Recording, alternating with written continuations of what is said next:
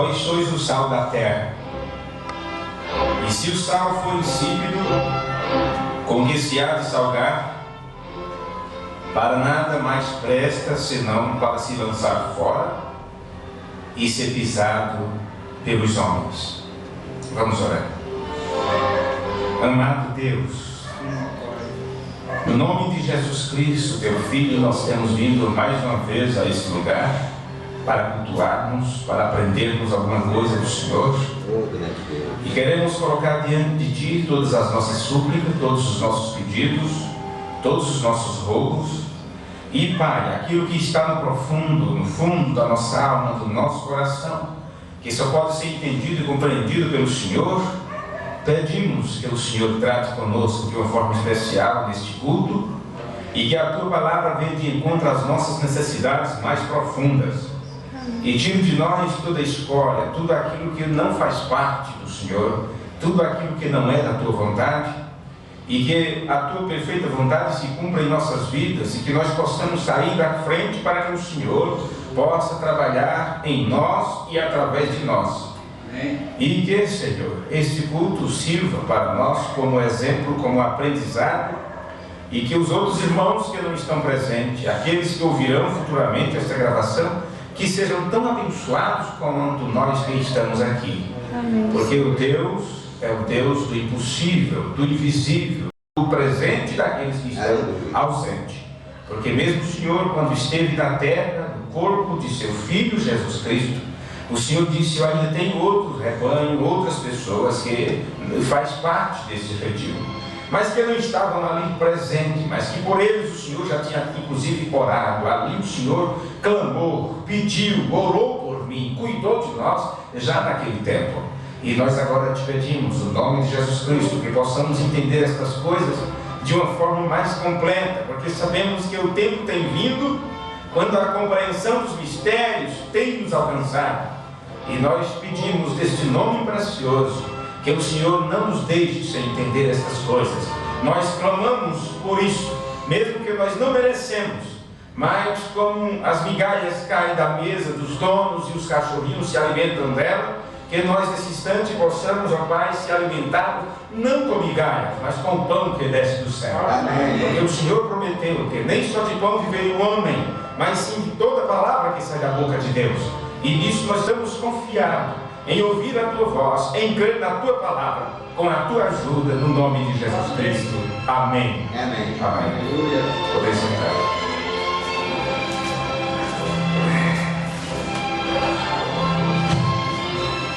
Este, meus irmãos, seria já o quinto culto que nós trataremos um pouquinho sobre as parábolas de Jesus. E, por certo, deveria deixar determinados assuntos só para os domingos à noite, quando está a maioria dos irmãos, mas como fica registrado, fica gravado, nós não podemos demorar com essas coisas, porque são muitos assuntos para tratarmos, e aqueles que não acompanharem os cultos ao vivo poderão acompanhar depois da gravação, se o Senhor permitir que fique uma gravação boa, não é? E eu quero lembrar com vocês que no último culto que tivemos, nós falamos sobre a advertência de Jesus, quando ele advertiu os discípulos que eles tivessem cuidado quando fosse ouvir alguma coisa. E nós aprendemos que não era a advertência de Jesus dirigida precisamente àquilo que eles iam ouvir, mas a maneira que eles iriam ouvir aquilo, o modo que eles iriam ouvir. Quando Jesus nos adverte de que nós devemos ter cuidado quando nos aproximarmos da palavra, Ele não está nos dando nenhum conselho novo. É um conselho que já estava no Antigo Testamento.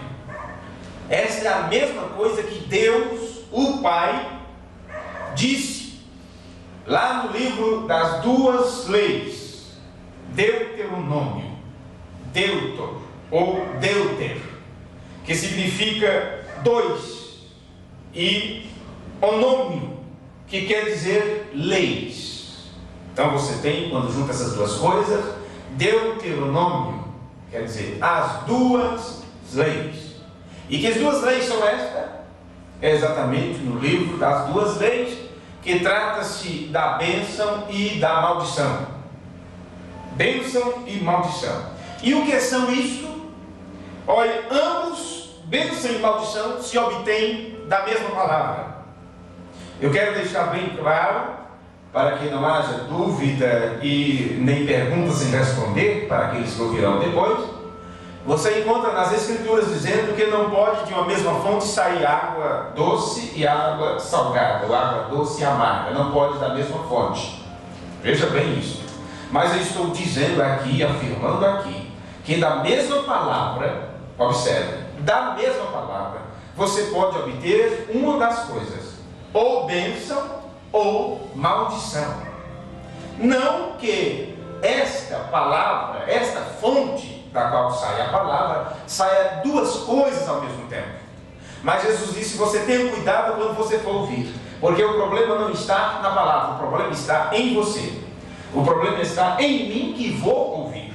E dependendo da forma que eu vou ouvir, eu posso sair ali abençoado ou amaldiçoado. É o que nós encontramos nas Escrituras. Tudo depende do que se faz com ela, com o que se ouve, com o que se aprende, ou da forma que as pessoas se aproximam daquilo. Se a pessoa vier com uma mente já feita, já formada, logo chega a ser uma maldição para a pessoa. Por isso, se você encontra que muitas pessoas vêm para a igreja, gostam da mensagem, ouvem pelo rádio, então eu vou lá ouvir. Só que não vem com uma mente aberta para aprender as coisas. Ela já vem com uma mente formada e já diz: bem, se lá não for um grande lucro, eu não fico. Bem, se lá eu não obtiver um cargo, eu já não vou ficar lá. Porque a pessoa não está vindo pela palavra, ela está sendo atraída por aquilo que está dentro dela.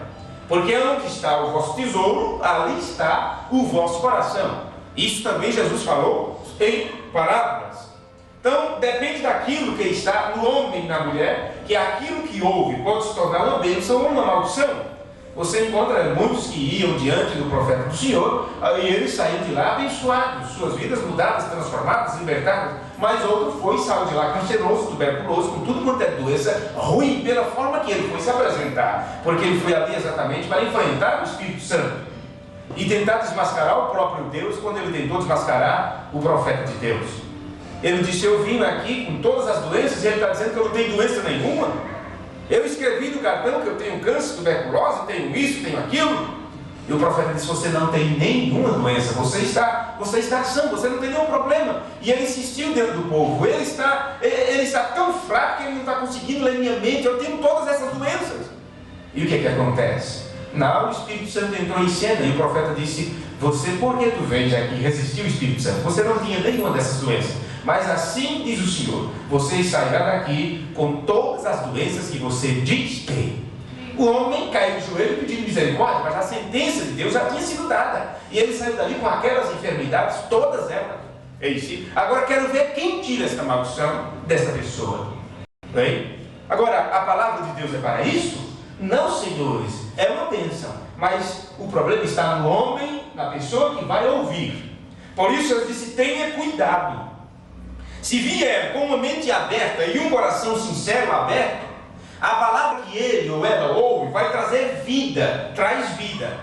Então, novamente, nós encontramos a Jesus dando a mesma advertência no livro de Lucas. E eu gostaria que vocês abrissem comigo suas Bíblias no Evangelho segundo escreveu São Lucas. É o terceiro livro do Novo Testamento: Mateus, Marcos, Lucas.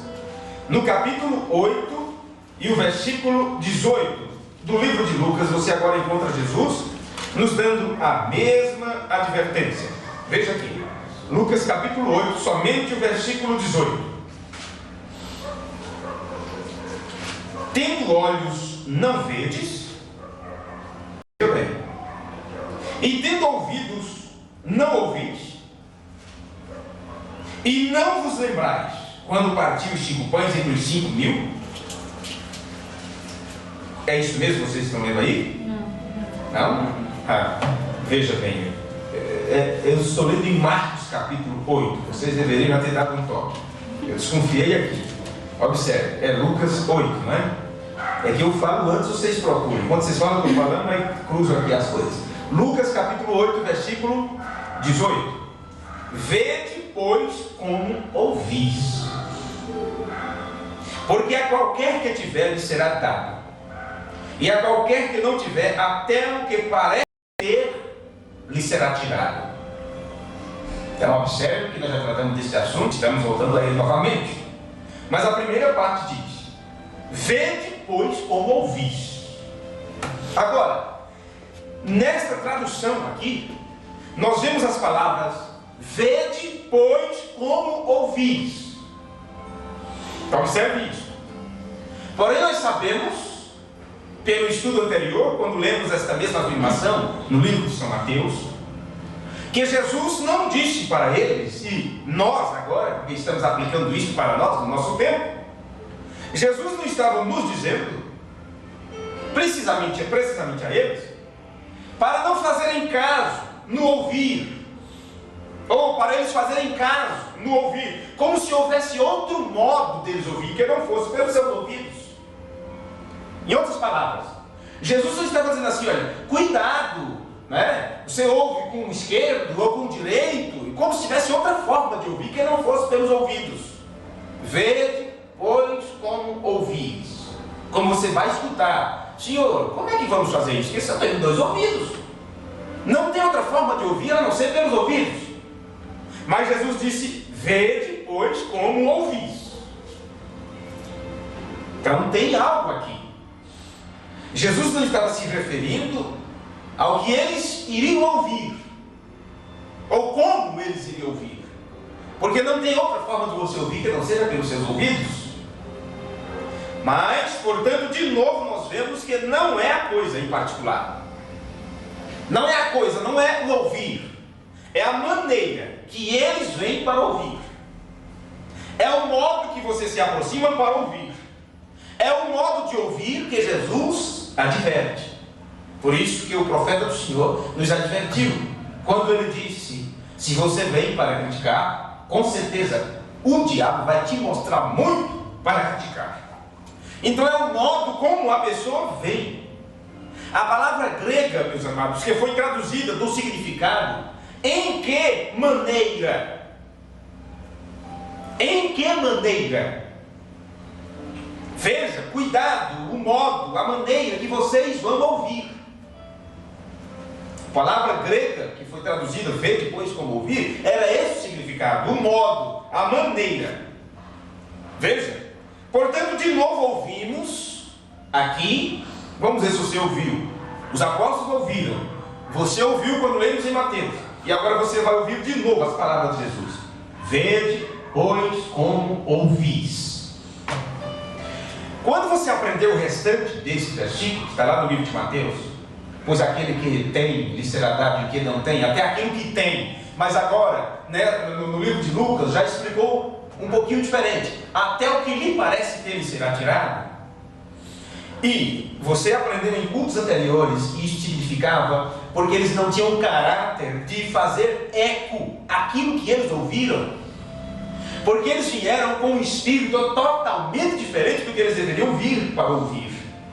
E quando se vem com o espírito correto, com a forma correta, e tem o aprendizado correto, então aquilo que ouve se começa a transmitir, você se passa um refletor daquela luz, dando um prosseguimento daquilo, você é eco das palavras de Jesus. Então você cada vez vai obter mais e mais.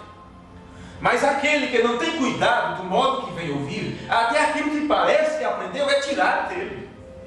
É tirado. Então não se admire de muitos que ouviram as mesmas coisas que você ouviu, e eles têm ficado para trás no aprendizado, não conseguem aprender mais nada, ficaram estacionados, estão no meio da estrada.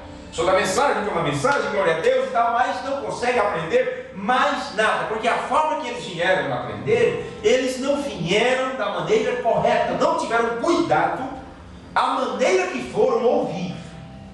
Mesmo que ouviram a verdade, mesmo que ouviram a palavra, mas a forma que eles estavam quando ouviram, as atitudes que tomaram. Então, a palavra grega aqui do significado em que maneira. De novo, nós ouvimos que Jesus disse em Marcos, no livro de Marcos, Está escrito também: olhai o que ouvis. E no livro de Lucas, ouvimos que ele disse: olhai o que ouvis. Porque eu estou dizendo olhai, mas você seria de vedes, não é isso? Vê, olhar, a mesma coisa. Olhai o que ouvis. Vede, pois como ouvis. Observe. Ambas as declarações aqui, tanto de Marcos como de Lucas ou Mateus, as declarações, elas são muito consistentes em si. A forma do cuidado que Jesus está passando para o discipulado, para aqueles que estão aprendendo. E se pode traduzir realmente usando as mesmas palavras. Vede, pois, como ouvis. Olhai como você vai ouvir. Em que maneira você está? Qual o estado do teu coração? Porque você ouve com os seus ouvidos, mas aquilo tem que descer para um coração que crê. Por isso que Jesus disse que você compreende e entende com o coração. E no culto anterior você aprendeu que o coração então tem que ser mudado, transformado. E esse coração, quando ele é transformado, então você vem da maneira correta para aprender. E agora, meus amigos, as primeiras palavras que você encontra, que foram registradas, gravadas, vamos dizer assim, que temos de Jesus pregando diante das pessoas, ele estava falando, usando em parábolas. Digamos, se Jesus, em seus dias, em seu ministério público, se tivesse ali um gravador para registrar suas primeiras palavras, você ia perceber que ele começou a falar em parábolas. Não tinha gravadores, mas tinham pessoas de bom ouvido, que de bom grado ouviu. E registrou aquilo para o futuro, para nós, hoje, absorvermos as palavras. Então você encontra as primeiras palavras de Jesus, gravadas, por aqueles que ouviram, registraram, e você encontra elas em Mateus capítulo 5. E ouvimos Jesus parado ante milhares de pessoas, veja, e você vê ele ali, a forma que ele pregava, que ele entregava seu sermão, o sermão da montanha, e depois ele disse a respeito de que eles são abençoados. E no versículo 13 de Mateus 5, é onde nós vamos continuar aqui a leitura. Mateus 5, versículo 13, porque estamos iniciando o assunto sobre parábolas, já no quinto culto. Por isso que eu chamei de cultos introdutórios. E agora você chega agora nas primeiras palavras registradas de Jesus, ante o público, pregando ao público, e você encontra o sermão da montanha. Jesus estava diante das pessoas. E agora você encontra no versículo 13, quando ele começa. Primeiro ele deu a sua mensagem de bem-aventurança. Ele falou dos bem-aventurados. Ele falou primeiro das bênçãos que recaem sobre aqueles que guardam, que ouvem, que cumprem sua palavra. Aí ele começou a falar por parábola logo em seguida. Versículo 13 de Mateus capítulo 5. Vós sois o sal da terra. E se o sal for insípido, com que há de salgar? Para nada mais presta, senão para se lançar fora e ser pisado pelos homens. Observe agora que ele aqui está usando uma ilustração. E eu disse antes que uma parábola é alguém usando uma ilustração no sentido de alguém não entender aquela ilustração e em outro ser fixado a doutrina. Alguém não vai entender, por isso é dado uma ilustração. Nem todos podem entender a ilustração, a menos que se explique ela. E Jesus não explicou suas ilustrações ao público, mas para os discípulos, para os seus apóstolos. Observe isso. Você encontra agora ele usando uma ilustração ou uma parábola. Aqui. Ele disse a eles, você agora tem você nesse eles, estamos referindo a todos os filhos de Deus, que eles são o sal da terra. Vós sois o sal da terra. E logo em seguida ele disse, se o sal se tornar insípido, como é que se vai salgar? Você já pensa em sal, você já pensa no condimento que você coloca na sua comida para não estragar. E você já sabe que uma comida, uma carne sem sal, ela rapidamente apodrece. E as moscas, as varigeiras, começa a sentir aquilo está desprotegido, e elas em seguida já põem seus ovos, e aquilo apodrece, e a coisa fica feia. Então lembre-se que quando chamaram Jesus de Beelzebul, que você tem aí no seu pensamento, na sua tradução, príncipe dos demônios, na realidade era príncipe das moscas. Então você tem ali a varejeira principal, a mosca principal, e que ela, quando põe seus ovos, aquilo gera centenas, milhares de larvas, de pequenas moscas, e vamos dizer aqui, pequenos demônios, que estraga tudo aquilo. Então você já tem aí um quadro muito horrível. Chamaram Jesus disso, príncipe das moscas, Beelzebul, ou Baal-zebub, dependendo da tradução. Agora, veja que coisa. Então Jesus, ele fala conosco, dizendo: vós sois o sal. Nós não vamos deixar isso apodrecer. Nós não vamos deixar este corpo ficar podre. E você sabe que o corpo, foi dito que onde estivesse o corpo, ali se ajuntaria as águias. Isso também é uma parábola, é uma ilustração. Este corpo, palavra, não pode apodrecer.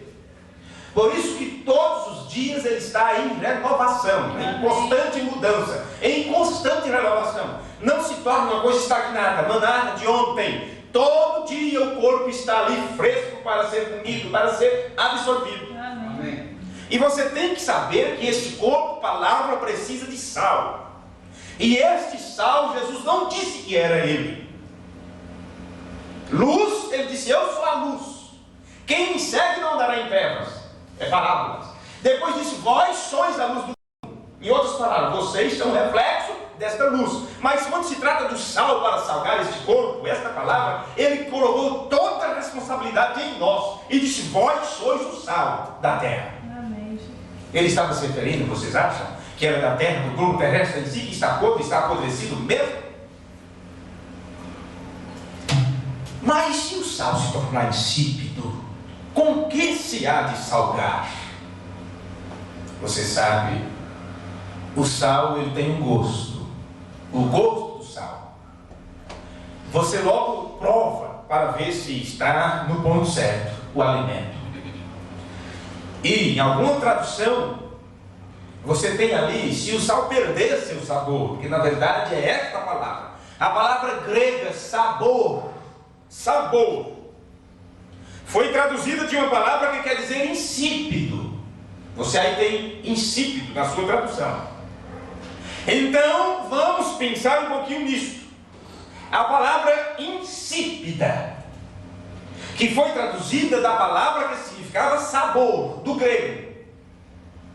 Insípido significa, em primeira mão, carente de sabor. Insípido, está aí na sua Bíblia, insípido, não é? Se o sal se tornar insípido, com que se há de salgar? Então observe, a palavra grega significava sabor, dali se traduz insípido.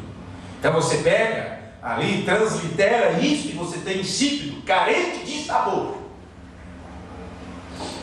Estamos falando de quê? De sal? Ou de pessoas? Estamos falando aqui de seguidores, de discípulos, de homens e mulheres. Que Jesus disse: vocês têm que ser o sal da terra. Vocês são o sal da terra, mas você cuidado que você pode perder o sabor. Você pode se tornar insípido. Insípido ou insípida é carente de sabor ou carente de entusiasmo. Veja que problema agora. Insípido, carente de entusiasmo, não saboroso. Insípido, carente de excitação, destreza, coragem, de ir avante.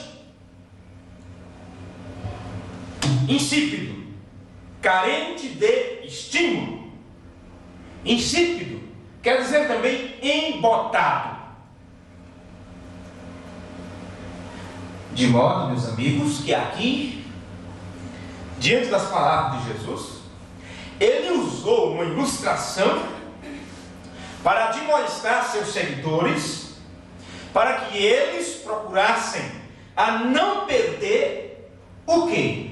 Estamos falando de falta de entusiasmo, falta de sabor, né? Estamos falando carente de excitação, sabe?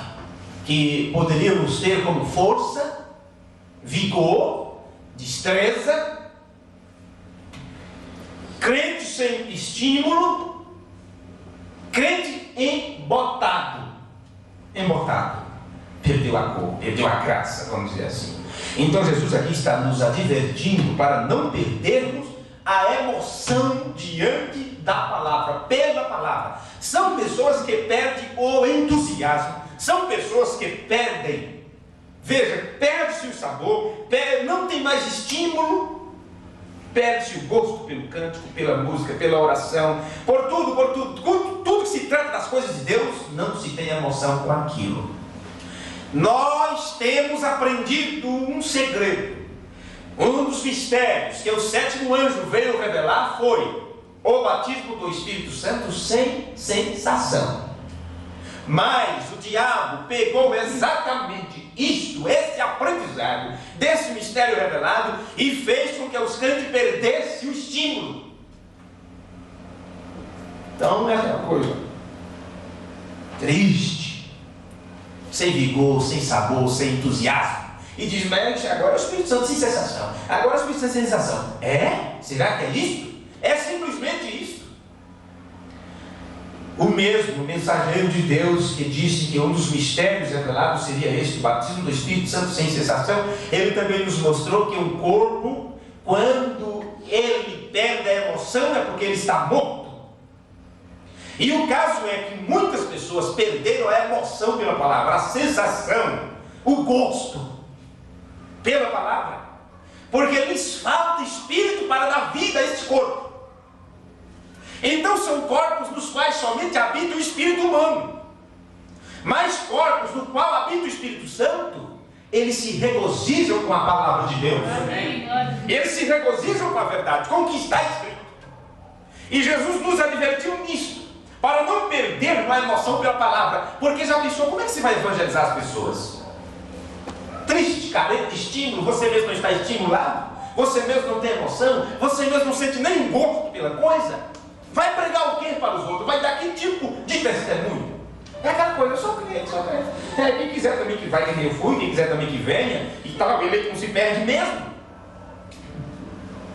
E se já pensou, se Paulo também pensasse simplesmente isso, eleito não se perde, não tivesse levado a mensagem adiante, para que os eleitos pudessem ver, pudessem ouvir estas coisas? Ou vamos ficar simplesmente com alimento para nós encher a pança, vamos dizer assim, não fosse expressão, e não ligarmos para com mais nada? Não, você que tem recebido esta revelação, olha, a coisa se torna amarga no seu ventre, é exatamente para que você não fique quieto. Aquilo amarga, aquilo torce lá dentro. Quando a pessoa se sente muito bem, está lá paradinho, tranquilo, mas quando começa a retorcer lá dentro, aquilo parece estar te fazendo mal, você não encontra jeito de se sentar, de se levantar. A revelação foi exatamente isso, que te deixa estimulado. Você sente algo que está mexendo por dentro. Amém. Jesus está nos advertindo aqui com esta ilustração, para não perdermos a emoção pela palavra, pela verdade, não perdermos o sabor. Porque se aqueles que têm que ser o sal, mostrar esta comida salgada, sabe? Mostrar essa comida sem varejeira, sem mosca pousando por cima dela, porque ela não é algo estagnado, ela é água da vida, é como uma fonte que brota constantemente, não para sujeira nela. Já pensou se nos tornarmos crentes frios, sem emoção, sem destreza, sem força, sem estímulo, embotado? Aí Jesus diz, para que há de sal? O que vai fazer com este sal? Observe que ele disse uma coisa: o sal, então, se ele perdeu o sabor, para nada mais presta. Ele não falou daquilo que o sal ia salgar. Porque se eu me tornar um crente embotado, sem estímulo, carente de entusiasmo, com certeza Deus vai levantar um precisamente da forma que ele deseja. Mas a comida, o alimento, a revelação sempre vai estar fresquinho para aqueles que vêm se alimentar. Mas se você se tornar, se eu me tornar um crente embotado, sem entusiasmo, sem sabor, sem estímulo, ô meus amigos, para que presto? Para que você presta? Jesus já advertiu, para nada serve, a não ser pisado pelos homens, a não ser para os homens olhar e rir da tua cara, dizendo, você é crente? Fulano é crente, misericórdia, aquele lá é crente, aquela moça, ela é crente, veja o jeito, olha a maneira dela, não sabia que você era crente não. Eu nunca vi dizer que você fosse crente. Sabe por quê? Porque esses crentes nunca mostraram entusiasmo por aquilo que creem, nunca mostraram sabor, nunca mostraram estímulo. Então eles ficam 1 ano, 2 anos, 3 anos, 10 anos na região, ninguém sabe que ele ou ela é crente. Porque não tem diferença, não tem sabor de crente, não tem estímulo de crente. E quando se descobre que é crente, é um crente legal, sem bobagem, assim, não se importa com nada, tudo está bem, entende? Crente legal. Desse jeito. Observe essas coisas. Olha, quantas vezes nós lemos essas escrituras, quantas vezes nós estudamos isso, mas quando foi que lemos isso por esta ótica, com essa visão disso? Será que chegou o tempo de darmos um passo a mais no nosso aprendizado? Será que chegou o tempo de fazermos uma análise em nossas vidas para sabermos se até hoje que tipo de crente temos sido? Porque Jesus disse, se você se tornar insípido, se você se tornar um crente sem entusiasmo, sem sabor, carente de estímulo, se você se tornar um crente embotado, você não serve para salgar isso. Você não presta para outra coisa a não ser servir de escárnio, para ser pisado pelos homens. Agora, só pense sobre isso. Nós temos mostrado que a palavra deve ser uma realidade presente para nós. Temos pregado isso desde o primeiro culto nesta série. A palavra tem que ser uma realidade presente. Ou isto somente virá a ser uma tradição aborrecível. E a igreja vai se tornar como uma tradição para muitas pessoas. Ler a Bíblia, ler as mensagens, ouvir uma pregação, vai se tornar uma coisa corriqueira. Quando eu digo aborrecível, não é que a pessoa vai se tornar, eu estou aborrecido disso, eu não suporto. Não, elas continuarão. Mas será uma coisa que não causa mais efeito. A pessoa começará a fazer aquilo simplesmente com um costume. Passou-se o tempo da pessoa desejar pegar uma literatura nova para ler.